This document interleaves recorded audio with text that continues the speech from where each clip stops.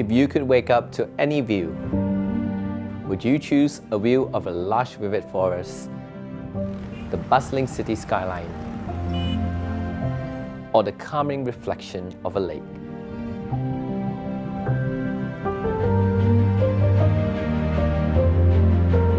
Today, we reveal an exclusive destination that offers more than just stunning sceneries.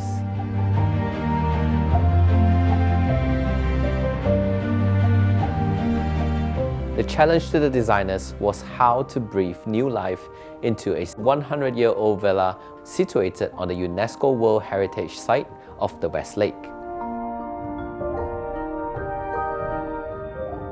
A house is meant to be lived in. Conversely, if a house isn't lived in, it will start to deteriorate. It will lose its spirit. But if the owner lovingly tends to it and takes care of it, then the space, quite naturally, will become alive, radiant and full of sunshine. It's no surprise that this hotel is a member of the small luxury hotels of the world. And once you step inside, you'll understand why. Before we begin, a friendly reminder, if you are not subscribed to us yet, click on the subscribe button and stay in the loop of more upcoming design and architecture related contents.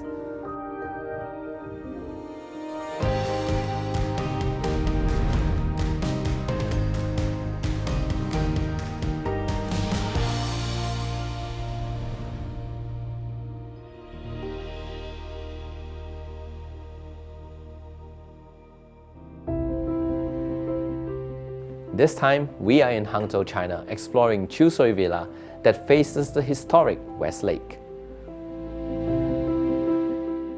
The villa stands as a quiet sanctuary where the past lingers in the breeze and beauty feels eternal.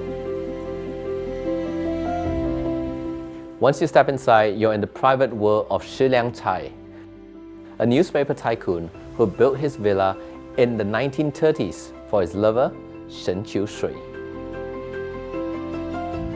A small stone bridge leads you over a small pond into a historical building now refurbished as an elegant art gallery.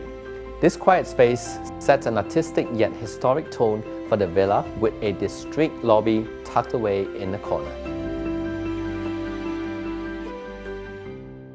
At the heart of the villa, a central courtyard inspired by ancient Jiangnan architecture connects the four buildings with lush greenery, creating a scenic pathway for visitors. This courtyard has remained nearly unchanged for over 100 years. When it was first built, its owner, Shi Liangcai, designed the courtyard to emulate the style in Dream of the Red Chamber, specifically the Yihong courtyard, with its distinctive spatial arrangement.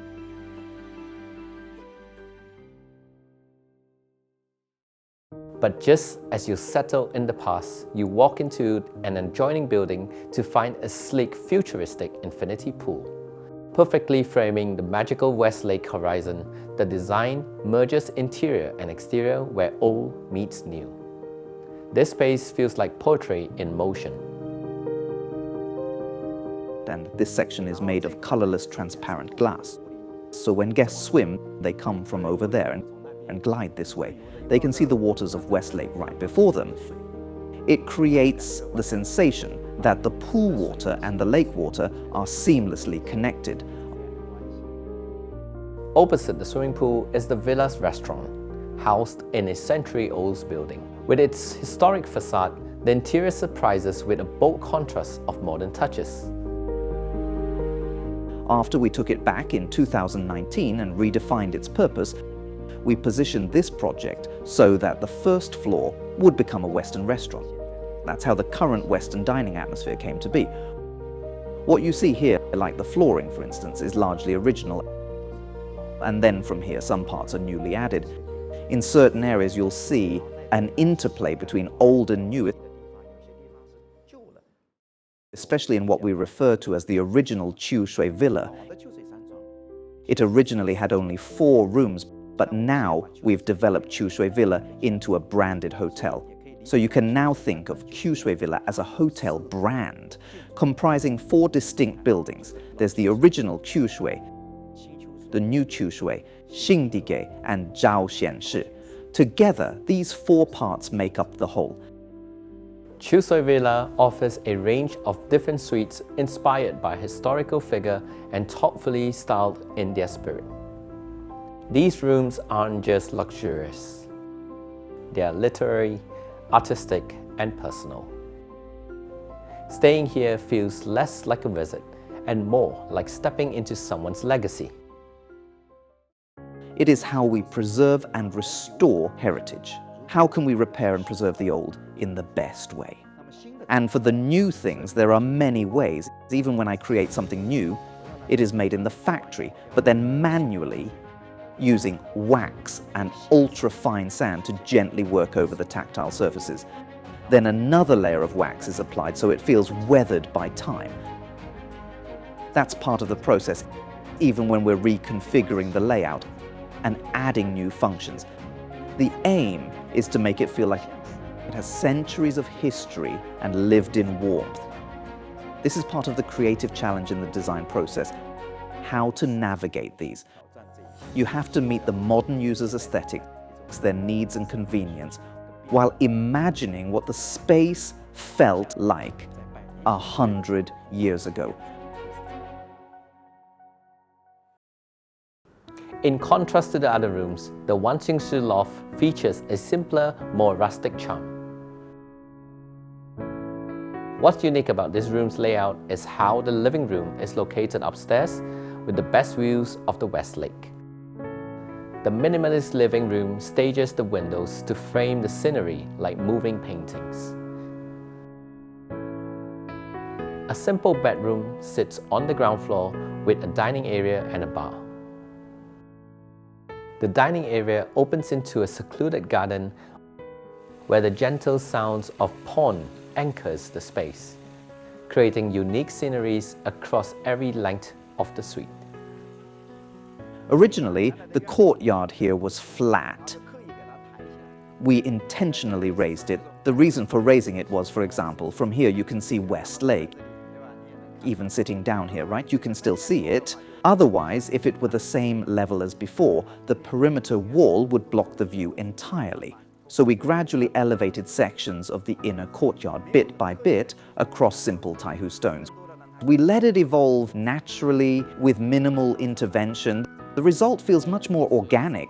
So by lifting it up, you create this quiet space, and even the sound of water helps dampen outside noise. That rush of water softens the noise of passing cars. I ran into someone familiar. He's from Shanghai. He stayed in that room last night. It's called Wanqingshi. I asked him, why here? He said, I wanted to experience it, to feel what it was like in Master Hongyi's room. Because he's a great admirer of Mr. Li Shutong, he reveres Master Hongyi, so he wanted to be in that space, to feel the energy Master Hongyi once felt, to experience the atmosphere the room creates, that very feeling. So today, people aren't just here to spend the night. It's not about simply staying in a room. They come to experience what the space itself has to offer, the atmosphere it holds. Another suite that stands out is the Mei Guiqing's loft, inspired by the famous Chinese writer Zhang Ailing. The design reflects her literary elegance with essence of red, creating romantic nostalgia. This luxurious suite was inspired by its owner, Shi Liangcai. Located on the first floor, the suite features a study, a spacious living room, and a balcony overlooking the scenic West Lake. Next to it, a minimalist bedroom with a masculine aesthetic completes the space. The Shi Liangcai room, in contrast, feels more solemn, with a sense of gravity and presence. Why? Because after all, Qiushui Villa originated from him. It was his creation. He personally oversaw its construction. So, for guests, it evokes two kinds of impressions. One is awe from the scale of the space, and from stepping in to see West Lake's beauty and how it interacts with the room. The other impression is from the service. So, when you first enter, the doors open, you're greeted by a grand living room, a formal sitting area. It carries that deep sense of history, the atmosphere of a century-old structure. You can feel its aura and temperament. And then you move toward what we call the T area, the balcony space. When we came in earlier, the door was closed, right? But when that door opens, say when a staff member opens it for you, all of a sudden you're struck by the real-life view, a scene straight out of a classical painting of paradise. So in that sense, this building follows a kind of 1, 2, 3 rhythm. It suddenly hits you, oh wow, you realize it opens up to all this beauty. There's no such thing as a space being well designed or poorly designed. I believe it's simply a matter of whether it's appropriate or not.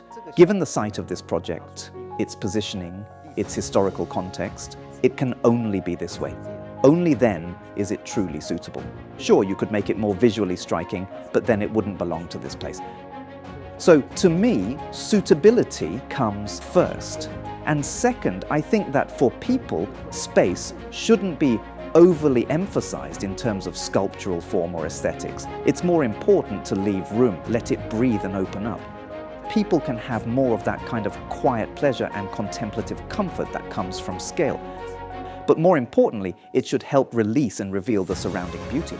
Because nature 24 hours a day is always the most beautiful. It's nature that truly nourishes the body, mind, and spirit. The story behind Qiushui Villa is not just a romance between a scholar and a beautiful woman, but a dialogue between East and West, history and modernity. This is more than architecture. It is a threshold between eras where Chinese heritage meets Western function. This isn't just a hotel. It's a tribute to the art of living, the way it used to be, and perhaps the way it should be. If you enjoyed this episode and you want to learn more about interior design and architecture related content, please click on the subscribe button and stay tuned to more compelling design episodes. My name is Alex Lee and I am from Design Seeds. Thank you for watching. I'll see you guys next week.